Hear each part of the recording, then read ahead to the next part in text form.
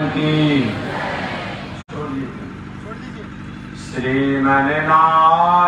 श्रीमन्नारायण लक्ष्मी नारायण श्रीमन्नारायण लक्ष्मी नारायण श्रीमन्नारायण नारायण नारायण श्रीमन्नारायण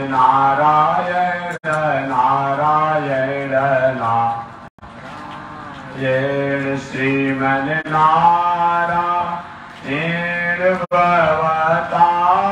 भवतारायण श्रीमन्नारायण भवता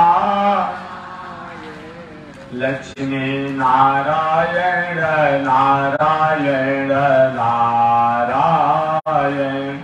लक्ष्मी नारायण नारायण आग लगी आकाश में बरसन लगे अंगारो आग लगी आकाश में बरसन लगे अंगारो संत नहीं होते जग में तो जल मरता संसार संत नहीं होते जग में तो जल मरता संसार श्रीमन्नारायण नारायण नारायण श्रीमन्नारायण नारायण नारायण सन्नी देखी रघुनाथ जी हमारी ओरिया सन्नी देखी रघुनाथ जी रातनी थाकी रघुनाथ जी हमारी ओरिया सन्नी थाकी रघुनाथ जी बगसर में आके रहुआ तरका के मरनी बगसर में आके रहुआ तरका के मर गौतम नारी अहिल्या के तरनी गौतम नारी अहिल्या के तरनी देखी रघुनाथ जी हमारी ओरिया तनी देखी रघुनाथ जी हमारी ओरिया तनी ताकी रघुनाथ जी हमारी ओरिया तनी ताकी रघुनाथ जी हमारी श्रीमन्नारायण नारायण नारायण श्रीमन्नारायण नारायण नारायण लक्ष्मी नारायण नारायण नारायण लक्ष्मी नारायण नारायण नारायण बोलिए श्री लक्ष्मी नारायण भगवान की अनंताचार्य कृपया वेदांत द्वय पारगम रामकृष्णांग्रज भक्त विश्वक्षेण मुनिं भजे कासायं यज्ञ सूत्रम शुचिवपुषि तथा चौद्रपुण्ड्रं सभाले यश्चास्ते दक्षहस्ते कलिकुमतिगिरीन्द्रेन्द्रवज्रं त्रिदण्डं संसाराग्नि प्रशान्त्यै धृतजलममलं दारुपात्रं पवित्रं श्रीविश्वक्सेन सूर्य पदकमलयुगं श्रेयसे संश्रयामि लक्ष्मीनाथसमारम्भां नाथयामुनमध्यमाम् अस्मदाचार्यपर्यन्तां वन्दे गुरो परम्पराम्। नारायणाय विद्महे वासुदेवाय धीमहि महालक्ष्म्यै च विद्महे विष्णुपत्न्यै च धीमहि तन्नो लक्ष्मी प्रचोदयात्। तन्नो लक्ष्मी प्रचोदयात्। परमाराध्य श्री लक्ष्मी नारायण भगवान प्रातः स्मरणीय पूज्य आचार्य श्री जगत गुरु आचार्य श्री बद्रीनाथ बनमाली जी द्वारा आपने कथा श्रवण किया होगा। उनसे पहले हरिद्वार की पावन भूमि से चलकर आए हुए श्री माया मधुसूदन पीठाधीश्वर जगत गुरु रामानुजाचार्य स्वामी वैकुंठनाथ जी महाराज द्वारा भी आपने कथा श्रवण किया होगा। उनसे पहले दिल्ली की पावन भूमि से चलकर आए हुए श्री लक्ष्मी नारायण मंदिर पीठाधीश्वर जगत गुरु रामानुजाचार्य स्वामी गोपाल कृष्ण जी द्वारा भी आपने कथा श्रवण किया होगा। उन्हीं पावन कड़ी में मैं भी 2-4 शब्दों का निवेदन करूंगा। मैंने प्रथम दिन निवेदन किया था मानव जीवन में कथा की क्या उपयोगिता है। प्रथम दिन में निवेदन किया था आज समापन का दिन है। आज मानव जीवन में कथा की क्या महत्व है, इसी से कथा का अपने आज के प्रवचन का उपसंहार करूंगा। मैं प्रारंभ किया उसी शब्दों से उपसंहार भी करूंगा कथा का। मानव जीवन में कथा का क्या महत्व है।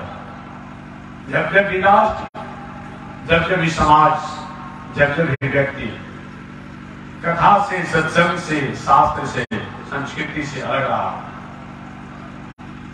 जीवन में साधन तो रहे, संसाधन रहे, लेकिन साधन संसाधन होने के बाद भी जीवन में शांति नहीं है। उदाहरण के रूप में काश रावण अरे कथा सुन लिया होता, काश बांगाराज वाली कथा सुन लिया होता तो बहुत कुछ उसका जो बिगड़ा तो बिगड़ा था, आगे बिगड़ने की कोई विधि नहीं थी।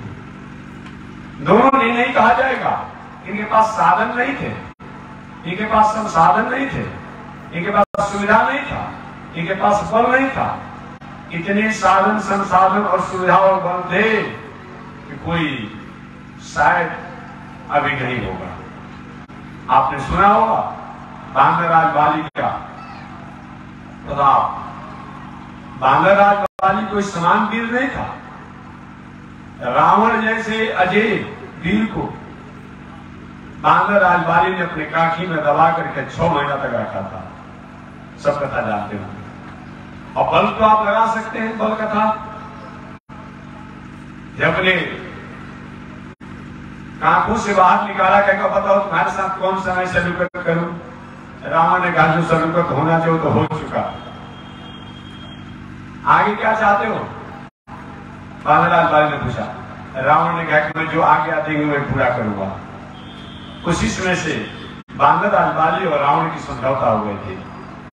बांगराज वाली ने कुछ शर्तों के अनुसार रावण को छोड़ा था कि जब मैं बुलाऊंगा मेरे यहां आना पड़ेगा, जब मैं कभी किसी प्रकार कहीं किसी दूसरे राज्यों पर आक्रमण करूंगा तो मेरा सहयोगी बनना पड़ेगा।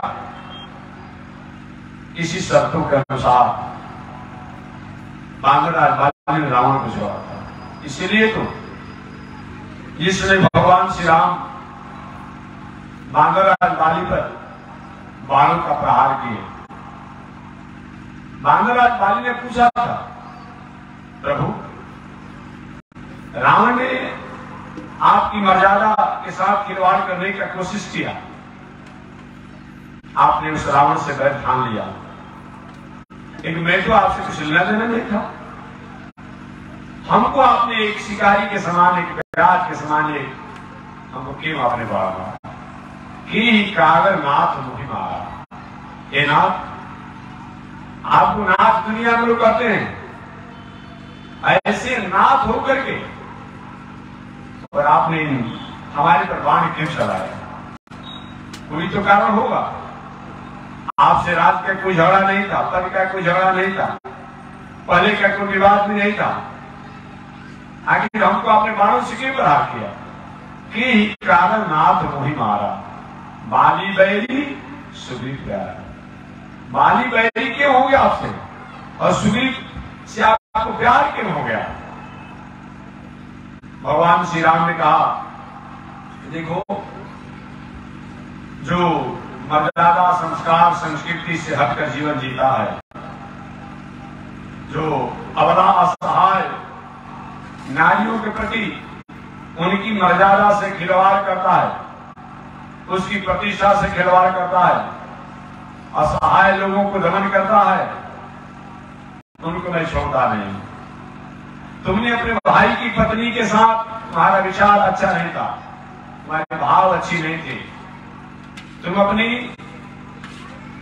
सुग्रीव की पत्नी जिसका नाम था रूमा, उसके साथ आपका भाव अच्छा नहीं था, विचार अच्छा नहीं था। आप अपनी पत्नी जैसा भावों में लेना चाहा, विचारों में लेना चाहा, ऐसे जब लोगों द्वारा होता है, वो चाहे कोई भी हो, वो दंडकारी है, ऐसे को मैं छोड़ता नहीं हूं।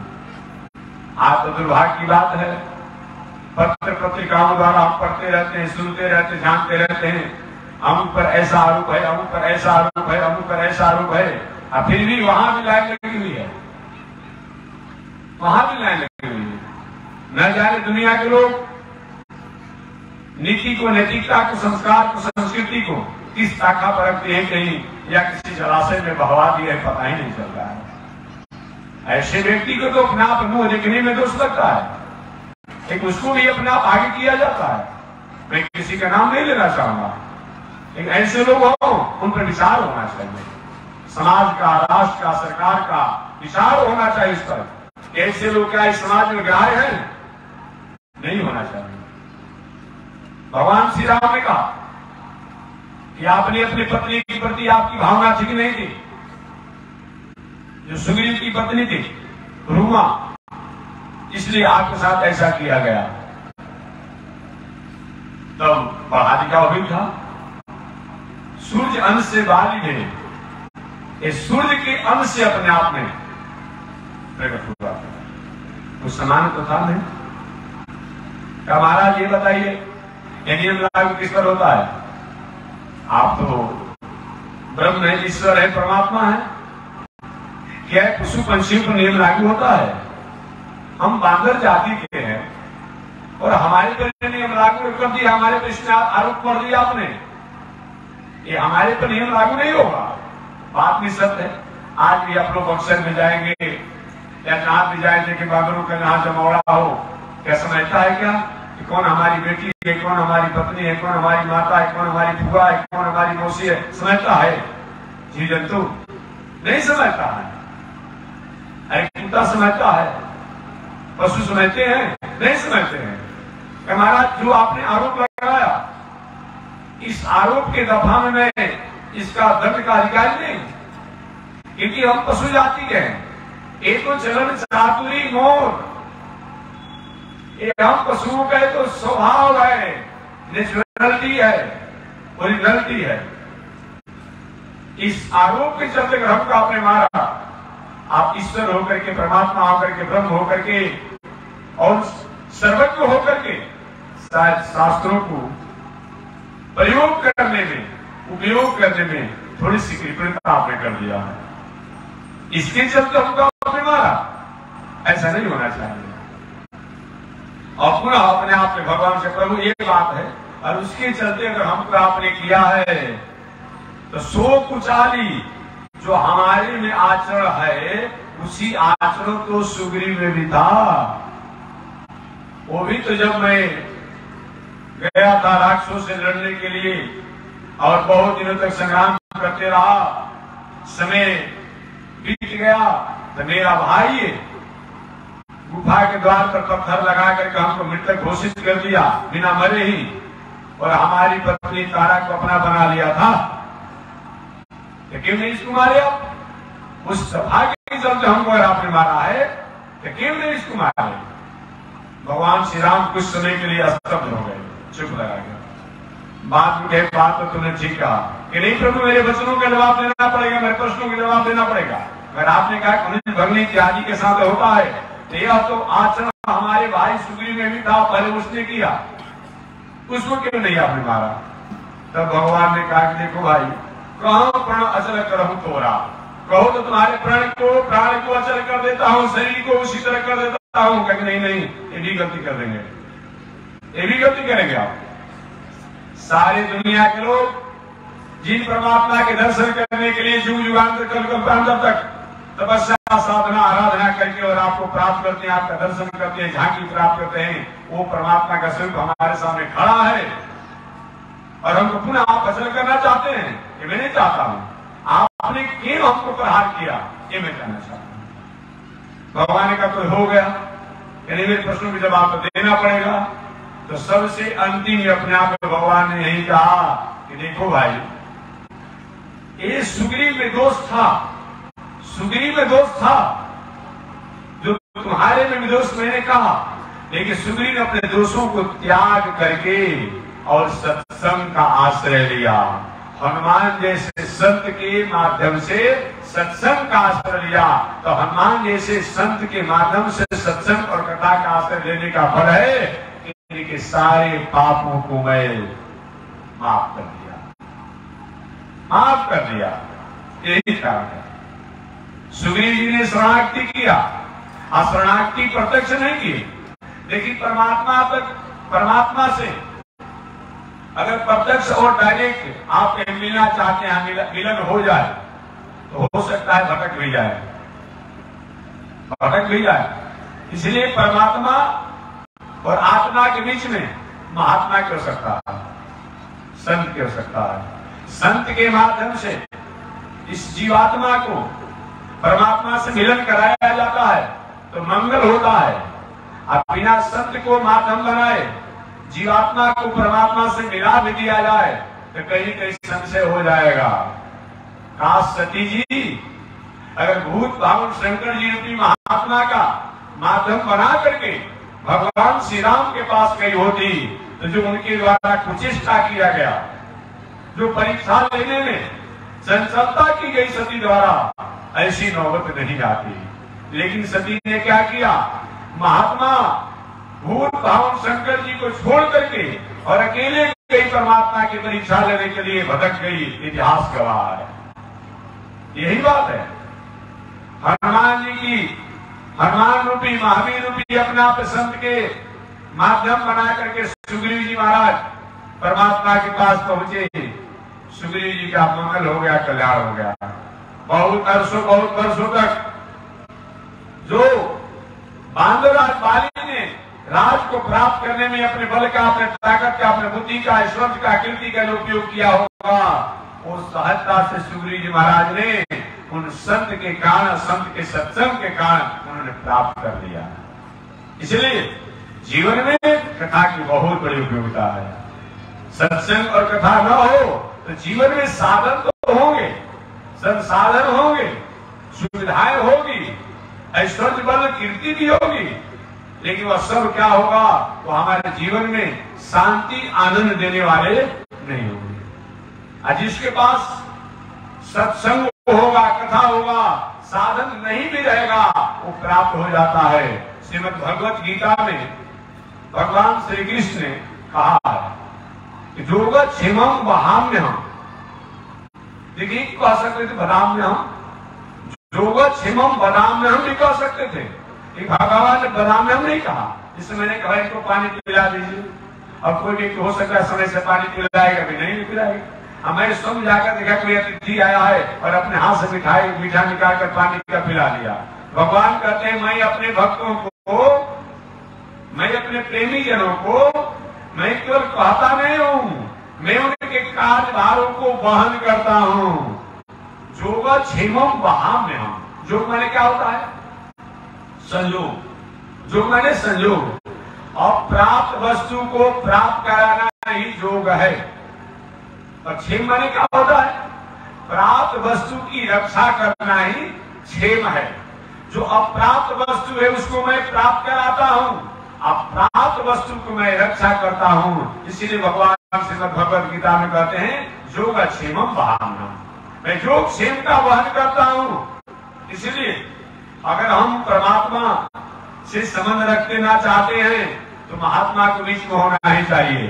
बिना महात्मा के परमात्मा से अगर संबंध हो जाएगा तो निश्चित रूप में यह जीवात्मा कहीं न कहीं भटक सकता है। सती जी इसका उदाहरण है, बांदर राज बारिश का उदाहरण है, बांदर राज बारिश उदाहरण है।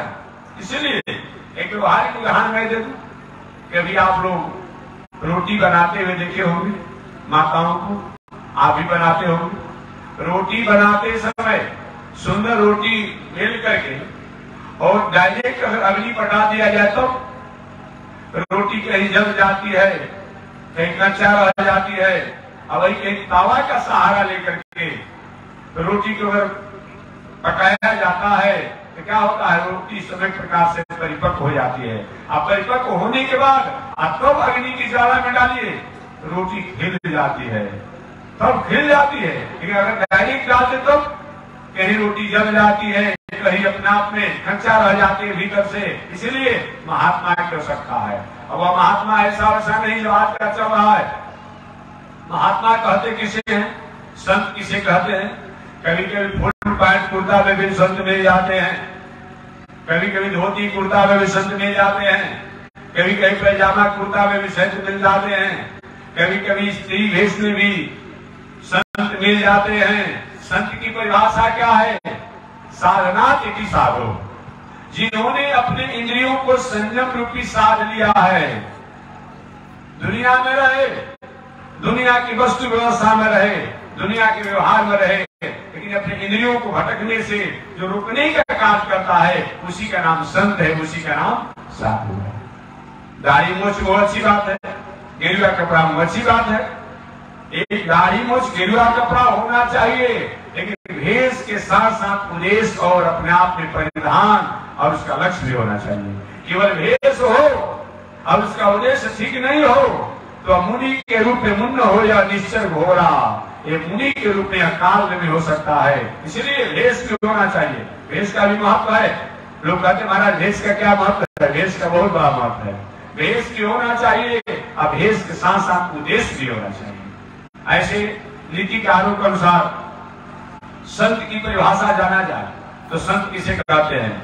विपत्ति धैर्य मथा अभ्युदय क्षमा, विपत्ति धैर्य मथा अभ्युदय क्षमा, सदशिवाक पटुता जुधि क्रम। यही संत की परिभाषा है। विपत्ति धैर्य, जीवन में विषम से विषम परिस्थिति आ जाए, संकट समस्या आपत्ति आ जाए, फिर भी अच्छे कर्मों का त्याग नहीं करना, अब पूरे कर्मों की तरफ पैर नहीं बढ़ाना, इस संत की परिभाषा है।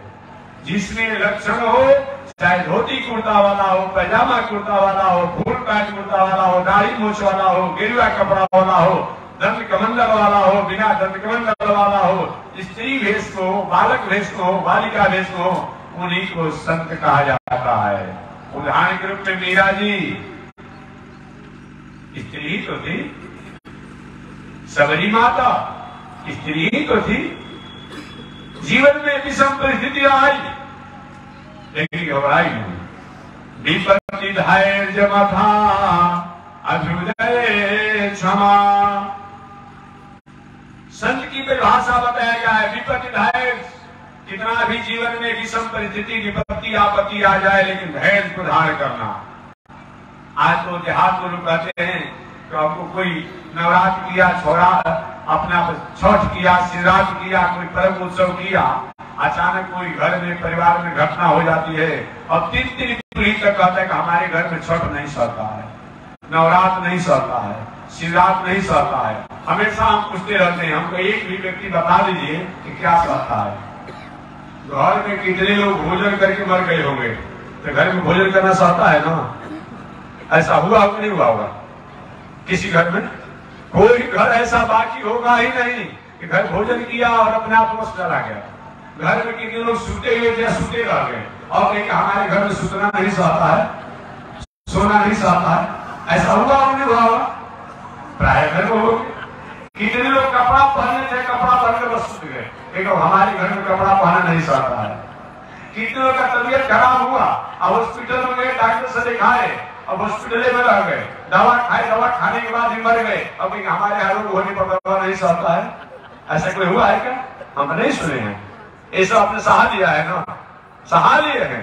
लेकिन जब कोई अच्छा काम की बात आती है, छठ का, नवरात्र का, शिवरात्र का, ऐसा कोई है हमारे घर में छठ नहीं सहता है, शिवरात्र नहीं सहता है, नवरात्र नहीं सहता, नहीं नहीं, ये महात्माओं का लक्षण नहीं है, याद रखिएगा। आपने राजा सगर का नाम सुना होगा। राजा सगर बहुत बड़े यशस्वी राजा थे। यज्ञ का आयोजन किए, जग का आयोजन किए और उस यज्ञ की आयोजन में बहुत बड़ा जग था। इंद्र द्वारा राजा सगर के यज्ञीय घोड़ा को चुरा करके और कपिल मुनि के आश्रम पर बांध दिया गया। घोड़ा के पता करते हुए सगर महाराज के वंशियों ने पता करते करते वहां चला गया जहां पर भगवान कपिल देव जी सागर के तट पर तपस्या में थे। अब सगर पुत्रों ने जांच पड़ताल नहीं किया, देखा कि कपिल मुनि के आश्रम पर घोड़ा चोरी का है, जंगली घोड़ा है, और समझ गए कि यही शायद घोड़ा को चोरी करके और ढोंग किया हुआ है। अपना समाधि योग साधना का गाली गलौज शुरू कर दिया लोगों ने। जानना चाहिए था अपने आप में कि आखिर सही में इनके द्वारा हुआ है कि नहीं हुआ है। बहुत उपद्रवमय, अशोभनीयमय वाक्यों का प्रयोग करने लगा। संत महात्मा क्रोध नहीं करता है, याद रखिएगा। लेकिन कहीं जब अनिति की अंतिम सीमा हो जाती है तो संत महात्मा चुप भी नहीं लगाता है, याद रखिएगा। आज नहीं, पहले से परंपरा है। संत महात्मा कभी क्रोध नहीं करता है, नाराज नहीं होता है। लेकिन जब राष्ट्र समाज अपने आप में उधर पुधर हो जाता है, संस्कृति उधर पुधर हो जाती है, लोग कहीं अपने आप में संस्कार संस्कृति को चुनौती देने लगते हैं, समाज को चुनौती देने लगते हैं, संस्कृति को चुनौती देने लगते हैं, और उस समय संत महात्मा थोड़ा सा अनुशासन हो ही जाता है। यह अनादिकाल से परंपरा चली है। जब जब भी राष्ट्र समाज सरकार द्वारा अनुशासित नहीं हुआ है, तब तब संत लोग अपने आप में क्या है उस कार्य को करने के लिए तत्पर हुए हैं। कुछ लोग कहते हैं कि साधु महात्मा को सियाना चाहिए, इतिहास गवाह है। साधु महात्मा जब अपने आप अनुशासन को छोड़ दिया, तब तब राष्ट्र समाज को अपने आप में अस्त व्यस्त बना था। संत महात्मा जब कुछ खड़े हुए, तभी राष्ट्र समाज अपने आप में संस्कृति की तरफ हुआ। इसलिए क्रोध करना नरक का द्वार है, लेकिन अपने लोग दूसरे को नुकसान पहुंचाने के लिए जो क्रोध किया जाता है वो नरक का द्वार है। जिस क्रोध, जिस काला, जिस अनुशासन से समाज का, राष्ट्र का, संस्कृति का कहीं मंगल होने वाला हो, ऐसा तो अनुशासन होना ही चाहिए, होना चाहिए और होते रहा है, इसलिए होना चाहिए। उस समय ये सगर महाराज के 60,000 पुत्र, 60,000 पुत्र क्या किए, भगवान कपिल देव के आश्रम पर जाकर के गाली गलौज अपमान करना शुरू कर दिया। नहीं बर्दाश्त हुआ, भगवान कपिल देव ने श्राप नहीं दिया, नेत्रों को खोले, उनकी तपस्या के कारण, उनके नेत्रों से तेज के कारण ये सभी सगर के 60,000 पुत्र समाप्त हो गए, भस्म हो गए। कभी कभी संत महात्मा के आवेश और क्रोध भी समाज और जगत का मंगल कारक होता है। काश भगवान कपिल देव क्रोध नहीं किए होते, एक दिन गंगा के तट पर आप और हैं, जो पतित पावनी तरण तारणी गंगा है, ये गंगा का दर्शन कहां से होता। इस सगर महाराज के वंशियों द्वारा जो भगवान कपिल मुनि को अपमान किया गया, और कपिल भगवान ने अपने आप में नेत्रों को खोला आवेश में, उसी सगर के 60,000 पुत्रों का भस्म हो गए। और वही वंशज को कल्याण करने के लिए सगर के 3 पीढ़ी तक अपने आप में गंगा जी को लाने के लिए प्रयास किया गया। अंत में राजा भगीरथ द्वारा गंगा को लाया गया, जो आज भगीरथी गंगा के नामों से जानी जाती है। वही जाकर सागर में गंगा सागर के नामों से जानी गई। इसलिए बताया गया कि सगर महाराज के 60,000 पुत्र कपिल मुनि के क्रोधाग्नि से समाप्त हो गए, लेकिन एक बार भी सगर महाराज ने नहीं कहा कि नहीं हमको जग नहीं सहता है। कभी कभी जीवन में विषम परिस्थिति आ जाए तो विषम परिस्थिति को समभावना करना चाहिए। सगर महाराज ने कहा चलो भगवान ने जो किया सो ठीक किया, भगवान ने जो किया सो ठीक किया। 60,000 मेरे पुत्र थे, कहीं बड़े होते तो 60,000 भागों में मेरा राज बांट लिया जाता, छोटे छोटे कस्बों के मालिक मेरे पुत्र हो जाते। 60,000 पुत्र मेरे चले गए, मेरा एक पुत्र बचा तो पुनः मैं चक्रवर्ती सम्राट मेरा पुत्र बना रहेगा। अच्छा ही भगवान ने किया। कभी कभी विषम परिस्थिति में भी अपने को संभाल लेना चाहिए। महापुरुषों का यही इतिहास है, महापुरुषों का ही परिचय है, यही परिचय अपने आप में इस तरीका से। तो सगर महाराज ने जग का त्याग नहीं किया। विपत्ति धैर्य अभ्युदय क्षमा। हमेशा मैं महामना पंडित मदन मोहन मालवीय जी महाराज की बात किया करता हूं कि महामना पंडित मदन मोहन मालवीय जी महाराज हिंदू विश्वविद्यालय बनाने के लिए जब सबसे पहले अपना भिक्षा मांगने के लिए जब गए तो हैदराबाद निजाम के पास गए। हैदराबाद निजाम के पास जब गए तो हैदराबाद निजाम से कहा मैं हिंदू विश्वविद्यालय बनाने के लिए काशी में संकल्पित हूँ, बनारस में, और आपके पास सहयोग के लिए मैं आया हूँ। उसने कहा अरे पंडित तुम हिंदू विश्वविद्यालय बनाने जा रहे हो, मेरे पास आए हो?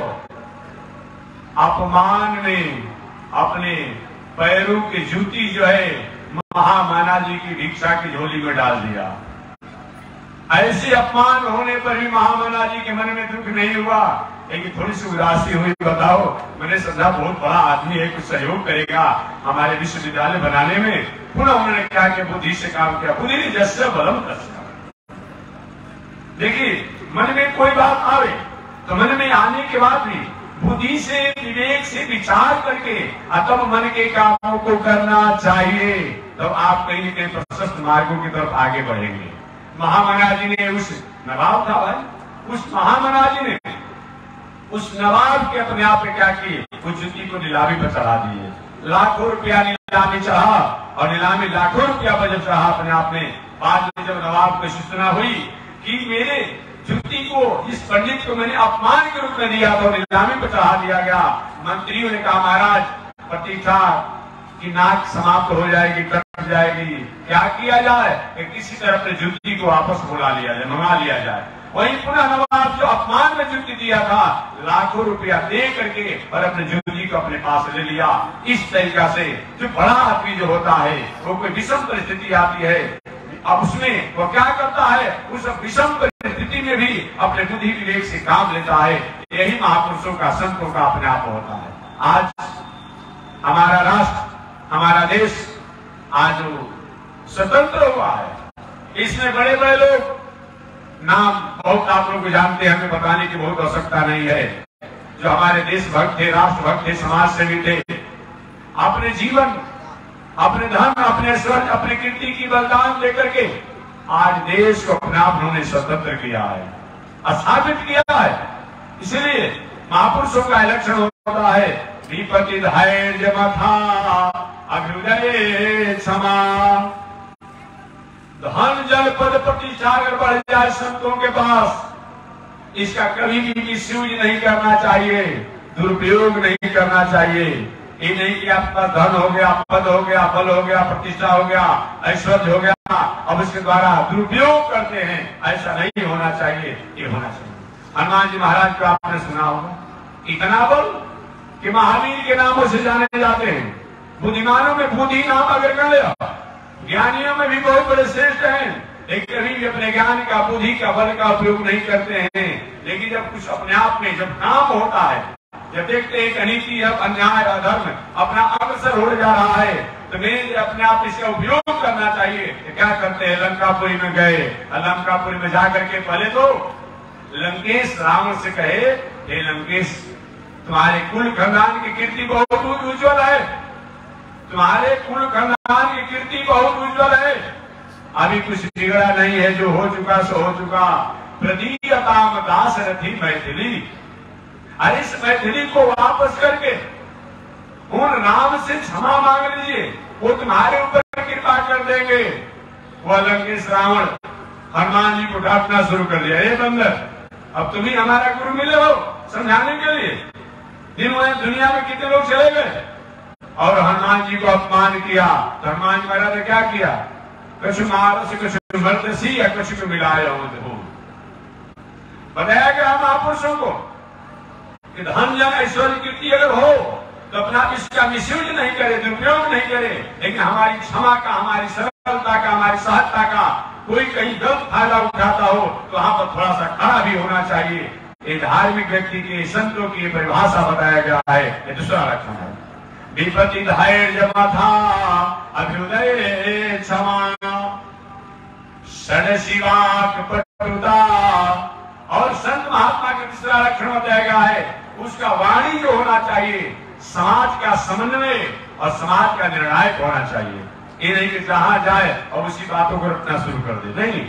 सदस्य वाक पटुता, वाणी जो होना चाहिए समाज को समन्वय करने वाला होना चाहिए। और जुदी भी क्रम, कोई भी अच्छे कर्मों को संकल्प ले ले, तो चाहे कितना भी संकट आपत्ति हो, लेकिन जल्दी पैर पीछे की तरफ नहीं बढ़ावे। प्रकृति सीध निगम ही महात्मा, प्रकृति से ये अपने आप ही महात्माओं का स्वभाव होता है। ऐसे जिसमें लक्षण हो, चाहे वह भेष में हो या अपने आप में समान भेष में हो, वो सबको संत कहा जाता है। तो मैं निवेदन करना चाह रहा था कि कथा का क्या बड़ा महत्व है कि सुग्रीव जी महाराज ने हनुमान जी द्वारा कथा सुना और कथा सुनने का परिणाम क्या हुआ? जो सुग्रीव जी स्वप्न में भी नहीं सोच सकते थे कि किष्किंधापुरी में जा सकता हूं। राजा बलि का छोड़ दीजिए, जा सकता हूं स्वप्न में, प्रत्यक्ष जाने की बात नहीं था। महाराज माली ने मार कर खदेड़ दिया था अपने आप में, स्वप्न में सोच सकते थे। लेकिन हनुमान रूपी संत, हनुमान जैसे संत की कथा सुनने का परिणाम है कि सुनो, सब कुछ के नाथों के नाथ हैं, दीनानाथ हैं, चलो राम की शरण में। वही राम की शरण में जब गए अपने आप सुग्रीव हनुमान जी के द्वारा, तो समझिए जो बहुत बड़े बल, ताकत, तपस्या, साधना द्वारा जिस किष्किंधापुरी को प्राप्त करने में लोग सक्षम नहीं थे, उसको सहजता से सुग्रीव जी महाराज ने किष्किंधा के राज को प्राप्त कर लिया। यही तो है, यही है। तो कथा का यह है कि जो बड़े बड़े साधक बहुत बड़ी साधना करके बहुत बड़ी ऊंचाई पर पहुंच करके जिन तत्वों को प्राप्त करने में सक्षम नहीं है, उन तत्वों को कथा सत्संग द्वारा हम प्राप्त करते हैं। उदाहरण के रूप में मैंने सुग्रीव का चरित्र बता दिया कि सुग्रीव ने कथा के द्वारा अपने आप उस तत्व को प्राप्त किया। दूसरा, रावण विद्वान कितना था, अब इसे आप वाणी द्वारा अभिव्यक्त करना किसी के बस की बात नहीं है। याद रखिए, एक बात पूछा गया रावण से, लंकेश रावण से, भाई तुम ब्रह्मा को क्या समझते हो? कि ब्रह्मा तो हम आपको आशीर्वाद दिए हैं, लेकिन ब्रह्मा को नहीं मानता, ब्रह्मा बाबा बूढ़े हो गए हैं, थोड़ी सी बुद्धि अपने आप में बैलेंस नहीं है। भूत भाव शंकर जी क्या मानते हो? लंकेश रावण ने कहा भूत भाव शंकर को ही नहीं मानता हूं। जैसे किसी गौरैया चिड़ई को अपने हाथों पर लेकर उठाने में कोई अपने आप में बल नहीं लगाना पड़ता है, वैसे ही कैलाश शंकर पार्वती को मैं उठा लेता हूं, वही मैं मानता हूं। जो नालायक लोग होते हैं, जिससे वे अपने आप तत्वों को प्राप्त करते हैं, जिनसे धन को, बल को, ऐश्वर्य को, कीर्ति को प्राप्त करते हैं, उन्हीं को चुनौती दे देते हैं। स्वभाव उनका होता है, ये उनका स्वभाव होता है। वही रावण द्वारा हुआ। जहां तक बल की बात करेंगे, इतना बल, हम लोग किसी से डरे या न डरे, लेकिन हम सब लोग मृत्यु से डरते हैं ना। हम जितने लोग हैं, देखें कोई व्यक्ति अपने आप विष खा लिया हो, दो चार घंटा जिंदा रह गया, रोता है, चिल्लाता है, भाई हमें बचा लीजिए, हमें बचा लीजिए, हमें बचा लीजिए। कोई व्यक्ति फांसी लगाया, कहीं लोग बच गया, फांसी से मरा नहीं, कहीं रुक गया, अरे हमें बचाइए, हमें छोड़ाइए करता है। कोई आग शरीर में लगा लेता है, बच गया कहीं 1-2 घंटा, बहुत चिल्लाता है। कोई मरना चाहता नहीं है, विषम परिस्थिति में कोई मर जाता है, अन्यथा कोई मरना चाहता नहीं। हम लोग और किसी को माने या न माने, नास्तिक लोग और कुछ नहीं मानते हैं, लेकिन एक तो मानते हैं मृत्यु को। मृत्यु को तो मानते हैं, उनको मृत्यु को भी जान करके उन तत्वों से पीछे नहीं हटना चाहिए। लव निमेष परिमाण युग बरस कोटि शत चंड भजसिन रे मन राम को काल जास को दंड। और किसी को आप नहीं मानते हैं, लेकिन मृत्यु जो है ये किसी को छोड़ा नहीं है, उस मृत्यु को तो मानो। मृत्यु को सब लोग मानते हैं। ऐसे मृत्यु देव के मालिक जो जमराज है, उन जमराज को रावण के पुत्र ने अपने बस में रखा था। आप समझ गए? नालायक लोग अच्छा बात तो सोचते हैं लेकिन बुरा काम करते हैं। रावण ने 3 काम सोचा था। जब जमराज को उसके पुत्रों द्वारा वश में कर लिया गया था तो 3 बात उसने सोचा था, लेकिन तीनों में कोई काम नहीं किया। एक उसने सोचा था कि नरक विभागे को समाप्त कर देंगे, नरक विभागे समाप्त कर देंगे, कोई नरक में जाएगा ही नहीं, वो भी काम नहीं किया। नरकीय जीवों को उद्धार कर देंगे, वो भी नहीं किया। और तीसरा सोचा था कि पृथ्वी से लेकर के स्वर्ग तक सीढ़ी बना देंगे, सब चले जाएंगे। तीनों में कोई काम नहीं हुआ। एक और ने सोचा था कि दुनिया में दुख नाम के कोई चीज रहने ही नहीं देंगे, कोई भी दुख नहीं भोगेगा। कोई काम नहीं कर पाया, कोई काम रावण नहीं कर पाया।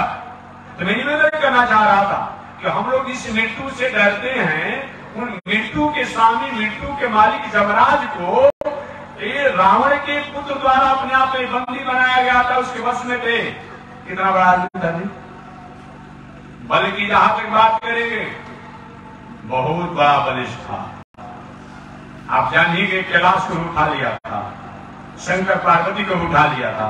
इसलिए तो वाल्मीकि रामायण में लिखा हुआ है, एक बार रावण जब अपने आप में अपने वीरता का प्रदर्शन करने के लिए जब निकला तो जाते जाते गया तो सोचा आजमाइश किया अपने आप में। शंकर जी पार्वती जी कैलाश पर बैठे थे तो अपने कानी अंगुलियों से अपने आप में क्या किया, कैलाश और कैलाशवासी को उठा लिया। पार्वती जी कांपने लगी, साधक लोग कांपने, महाराज ये क्या हो गया, बिना भूकंप का भूकंप कहां से आ गया, महाप्रलय कहां से हो गया। बहुत बाबू शंकर ने कहा, सुनिए डरिए मत आप लोग, ये मेरा चेला मेरी परीक्षा ले रहा है। बाबा को उपाय कीजिए तो हमारी तपस्या भंग हो जाएगी, पार्वती प्रकंपित हो गई। कोई उपाय कीजिए महाराज, मालूम पड़ता भूकंप हो जाएगा, हम नीचे चले जाएंगे।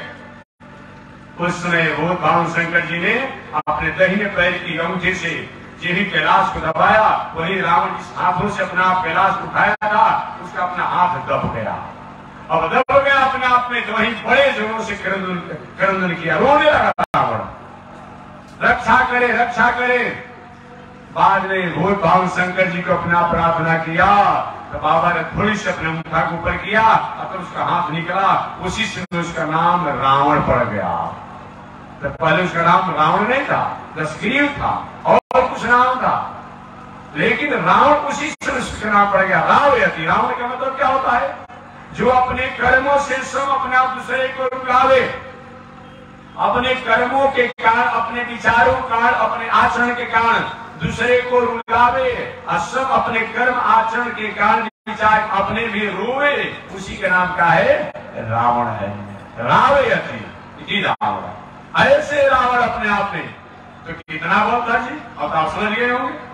हम लोग साधारण 25-50 किलो उठाते तो जीभ निकाल कर श्वास लेने लगते हैं, मालूम पड़ता शरीर में कोई दमे नहीं है। और कैलाश को उठा लिया था, कितना बड़ा बल था। जहां तक अपना ऐश्वर्य कीर्ति की बात करेंगे, 2-4 वर्ष सोना कहीं बेईमानी शैतानी धर 19-20 करके कहीं कमा लिए तो क्या करते हैं, कहीं अपना सोना चांदी का सिकड़ी पहनेंगे तो बाहर निकाल देंगे, अरे आएंगे गांव वाले लोगों को देखो ऐसे वैसे में नहीं हो। लेकिन उस बेईमानी शैतानी के सिकड़ी पहनने में कितना उपद्रव करना पड़ा वो तो करने वाला समझता होगा। ऐसा समझिए, जो लंकापुरी जो थी सोने की ही पूरी थी, कितना धन था जी, धन कितना था। काहे को अहंकार करते हैं, क्यों अहंकार करते हैं, तो धन इतना था कि स्वर्णमयी लंकापुरी की, बल इतना था कि कैलाश को उठा लिया। जहां तक परिवार की बात करेंगे तो परिवार इतना रावण का था कि मत पूछिए। बताया गया कि महाभारत में जितने वीर मारे गए, महाभारत संग्राम में कितने वीर मारे गए, 1 अरब 66 करोड़ 20 लाख 10,000 वीर मारे गए थे महाभारत संग्राम। याद रखिएगा। अब तो पूरे भारतवर्ष की जनसंख्या ही उतनी नहीं है। पूरे भारत की जनसंख्या कितनी है? 1 अरब लगभग 35 करोड़। ये सरकारी आंकड़ा है, लेकिन ऐसे वास्तविक जनसंख्या कितनी है? लगभग 1.5 अरब। सरकारी आंकड़े के अनुसार भारत की जनसंख्या कितनी है? 1 अरब 35 करोड़ कुछ। लेकिन ऐसे जनसंख्या सरकारी आंकड़ों से आगे कहती है लगभग 1.5 अरब है। अब पड़ोसी आपका एक देश जो है उसका भी लगभग 1.5 अरब है। अब पूरे विश्व की जनसंख्या कितनी है? आप लोग तो पढ़ते हैं, बताइए। पूरे विश्व की जनसंख्या कितनी है? 7 अरब है। याद रखिए कम से कम पूरे विश्व की जनसंख्या 7 अरब है। इन 7 अरब में 1.5 अरब तो भारत का है, 1.5 अरब आपका पड़ोसी देश जो बड़ा देश उसका है। अब बाकी और शेष जो देश है जितने दुनिया में, शेष 4 अरब में सारा दुनिया की जनसंख्या है। तो मैं ये नजर करना चाह रहा था कि जिसमें महाभारत संग्राम हुआ तो उस महाभारत संग्राम में 1 अरब 66 करोड़ 20 लाख 10,000 नरसंहार हुए थे और 10,000 लोग लापता हो गए थे। मात्र 10 ही लोग बचे थे महाभारत संग्राम में। 5 पांडव, कृष्ण भगवान कितने हो गए? 6, अश्वत्थामा 7, कृतवर्मा 8, सात्विकी 9 और एक है भूल रहे हैं शायद कृपाचार्य, ऐसा कोई अपने आप में पढ़ लीजिएगा। यही 10 को लोग, कृपाचार्य शायद अपने आप में, यही 10 को लोग मात्र महाभारत संग्राम में बचे, बाकी सब पलायन हो गया। तो मैं बता रहा था कि रावण के पास धन की कमी नहीं, बल की कमी नहीं। जहां तक परिवार की बात किया जाए तो जितने महाभारत संग्राम में लोग मारे गए उतने रावण के यहाँ बजनिया थे। बात समझ गए? इतने लोग बजनिया थे अपने आप में। कितना बड़ा परिवार था जी, बात समझ लेंगे। लेकिन उस रावण द्वारा क्या किया गया? संतों का संग नहीं किया गया, संतों के वचनों पर यकीन नहीं किया गया, कथा सत्संग नहीं सुना गया। जिसका परिणाम क्या हुआ? ऐसे स्वर्णमयी लंकापुरी, स्वर्णमयी लंकापुरी गए, जाने में देरी नहीं लगी। कुछ लोग कहते हैं कि महाराज जी लंकापुरी कहीं सुना होगा कथा लोगों ने? कहते कि लंकापुरी जो है रावण की पुरी थी, न कहे शंकर जी की पुरी थी। कुछ लोग कहते हैं कि कहीं पढ़ा होगा कहीं किताबों में। कहता है कि लंकापुरी को शंकर जी के लिए बनाई गई थी। शंकर जी ने जब प्रवेश कराया था तो रावण को अपने आप दान में दे दिया था। हम तो भाई आज तक नहीं पढ़े हैं, हो सकता है किसी किताबों में आप पढ़े होंगे।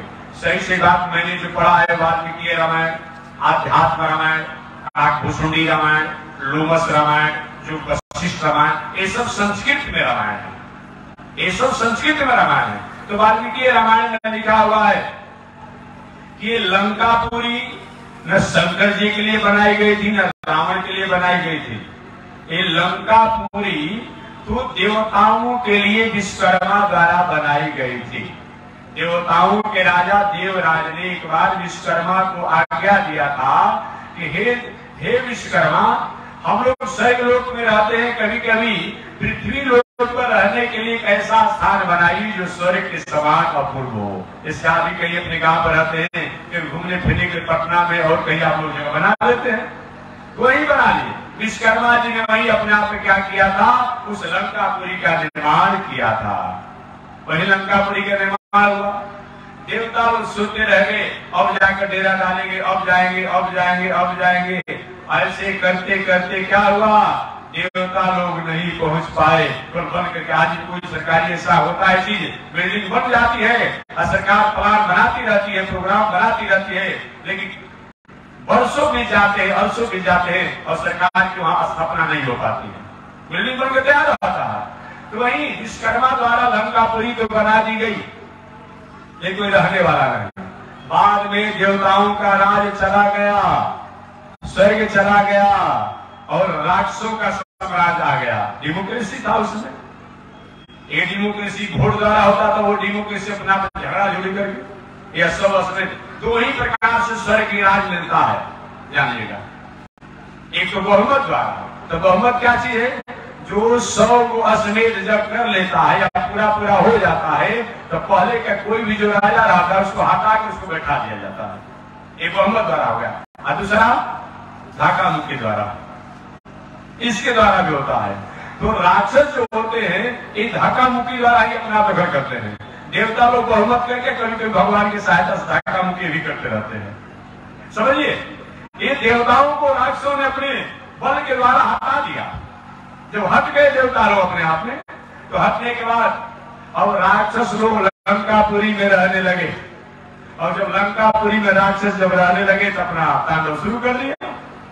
वास्तव में राक्षसों का, दैत्यों का एक अपना लोक है। उस लोक का नाम क्या है?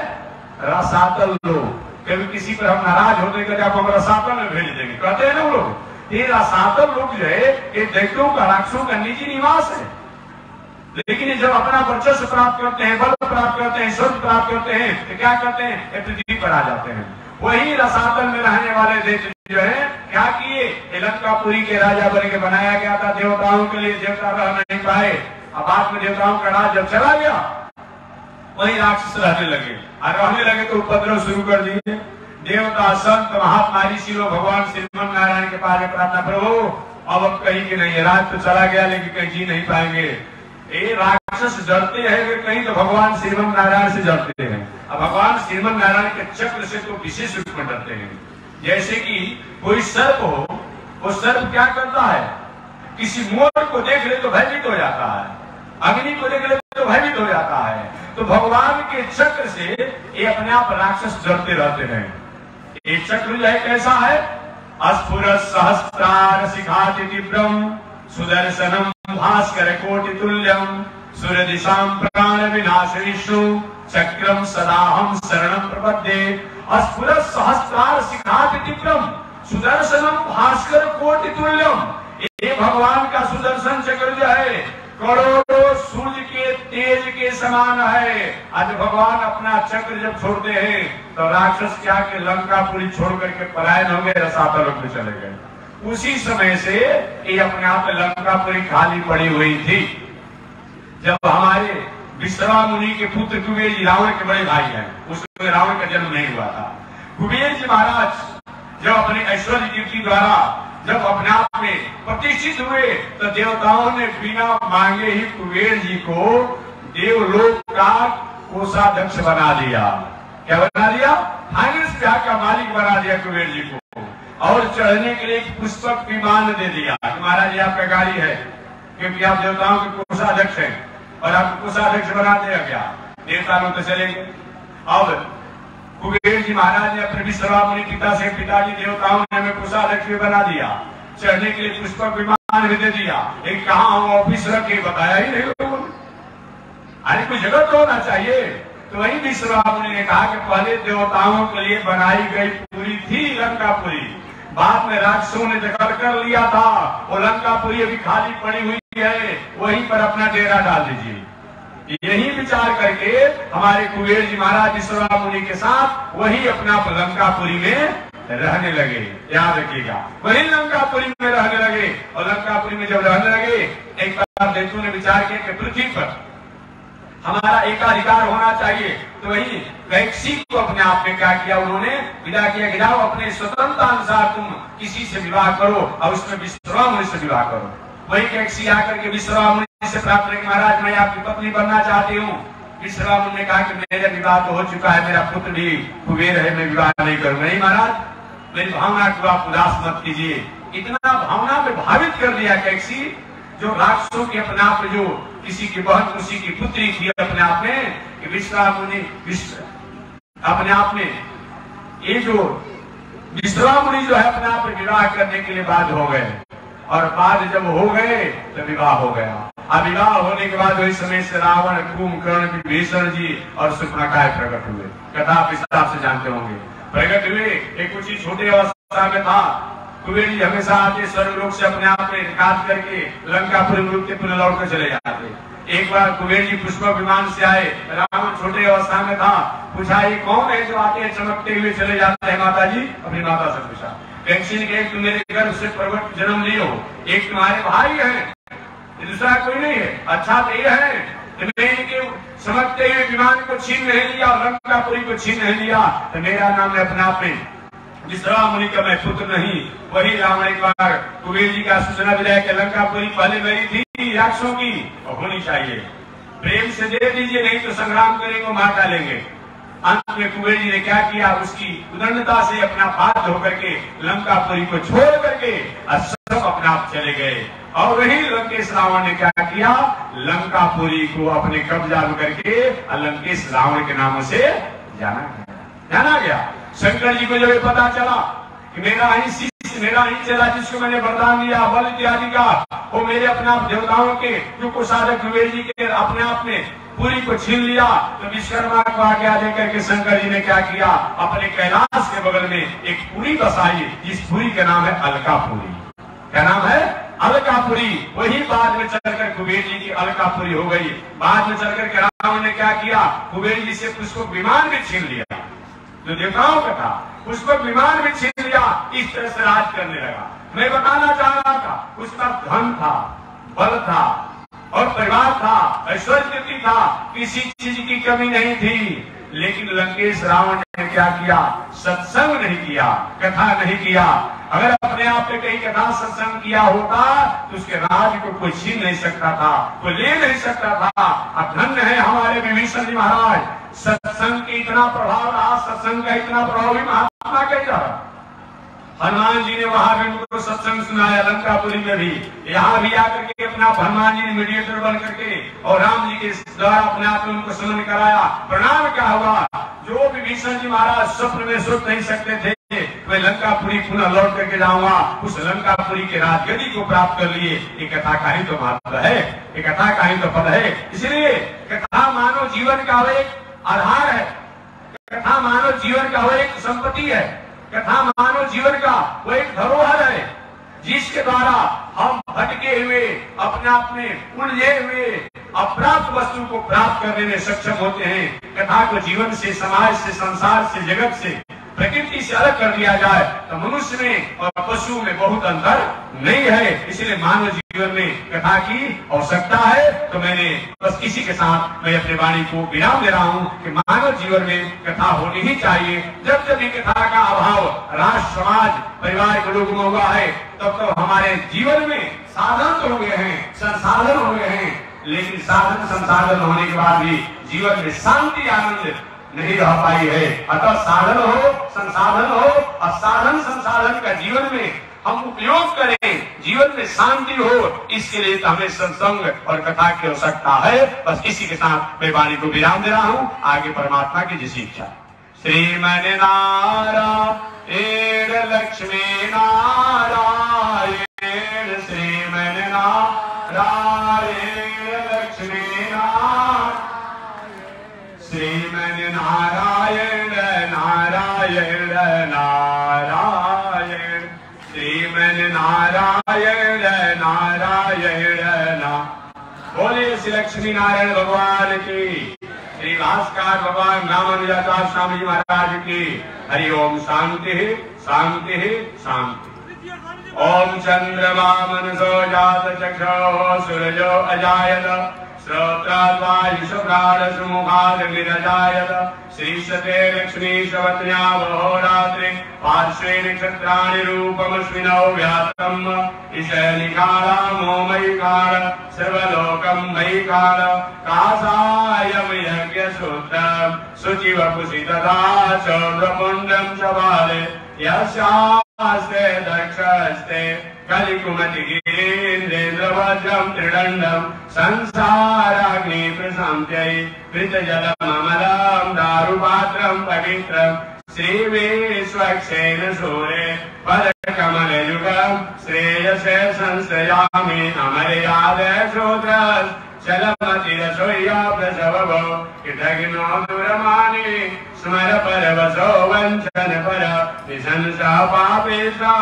कथमामितो दुःखजलधे प्रभारादोत्रेणस्, तव परिचरेयं शरणयो। लक्ष्मी नारायण भगवान की, श्री भास्कर भगवान रामानुजाचार्य स्वामी महाराज की। श्री प्रतिभा जयंकराचार्य स्वामी जी महाराज की, अनंताचार्य गादी स्वामी जी महाराज की, परमाचार्य रामकृष्णाचार्य स्वामी जी महाराज की, विश्वबंधवदाचार्य श्री त्रिदंडी स्वामी जी महाराज की, श्री त्रिदंडी स्वामी जी महाराज की। हरिओम। शांति शांति शांति। आज कथा के कार्यक्रम को समापन विश्राम की जा रही है। कल प्रातः काल हम लोग आरती करेंगे। आगे हमें जहाँ जाने की अपने आप यात्रा होगी वहाँ मैं यात्रा करूंगा। तो मैं भगवान से प्रार्थना करता हूँ कि समस्त क्षेत्रवासियों को, प्रदेशवासियों को, समस्त विश्व का मंगल हो। भगवान श्रीमन नारायण की कृपा से, भास्कर रामानुजाचार्य स्वामी महाराज की मंगल कामना से, पूज्य गुरुदेव श्री त्रिदंडी स्वामी महाराज की मंगल कामना से समस्त विश्व का कल्याण हो। इसी भावनाओं के साथ मैं वाणी को विराम दे रहा हूँ। आगे जैसी व्यवस्था होगी उस व्यवस्था में आप सम्मिलित होंगे। देखिए